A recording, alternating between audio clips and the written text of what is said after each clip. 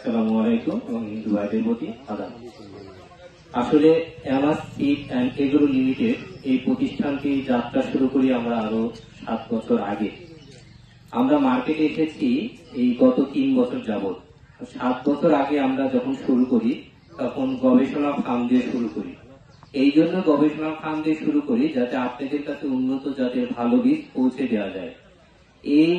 এই 7 বছরের মধ্যে প্রথম 4 বছর আমরা দুটি গবেষণা ফার্ম স্থাপন করি, একটি কালীগঞ্জ ঝিনাইদহ আর একটি হচ্ছে উত্তরবঙ্গের ঠাকুরগাঁয়ে।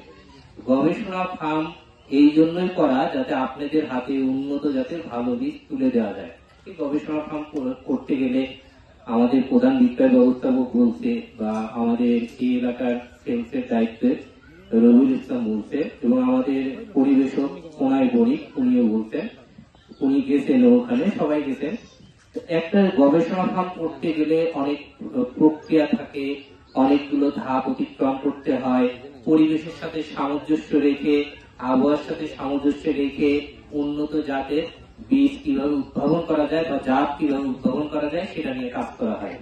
একটি গবেষণা প্রতিষ্ঠান আসলে সবাই তৈরি করতে পারে না, কারণ একটি গবেষণা প্রতিষ্ঠান অনেক ইনভেস্ট করতে হয়, R&D করতে হয়, জিন ব্যাংক করতে হয়, এরপরে একটা ফার্ম তৈরি করতে হয়, অনেক কৃষিবিদ ডিপ্লোমা কৃষিবিদ ভাইরা ওখানে কাজ করে, অনেক প্রক্রিয়া থাকে, অনেক বছর সময় লাগে।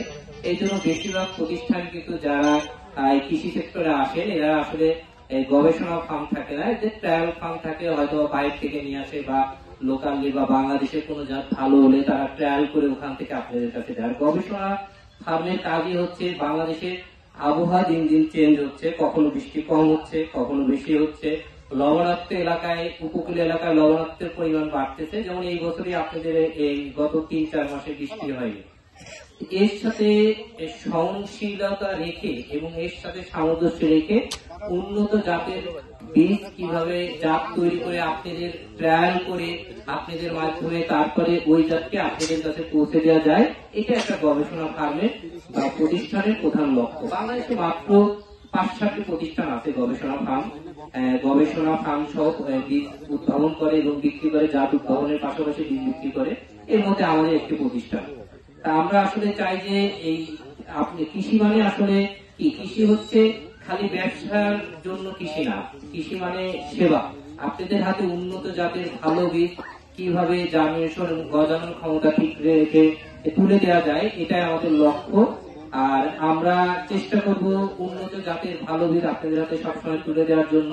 এবং আমাদের বীজটা আমাদের যে নিয়ন্ত্রিত যে বীজ আসার পরে নিয়ন্ত্রিত ভাবে শুকিয়ে এরপরে এটার ময়েশ্চার ঠিক রেখে তারপরে আমরা নির্দিষ্ট তাপমাত্রা আমাদের যে স্টোর ওখানে রাখা হয়, আবার বিক্রির পূর্বে ওখান থেকে আমাদের ল্যাবের মাধ্যমে আমাদের জার্মিনেশন ঠিক আছে কিনা, 80%-এর উপরে আছে কিনা, এটা দেখার পরে তারপরে আপনাদের কাছে প্রক্রিয়াজাত করে আপনাদের কাছে পৌঁছানো হয়।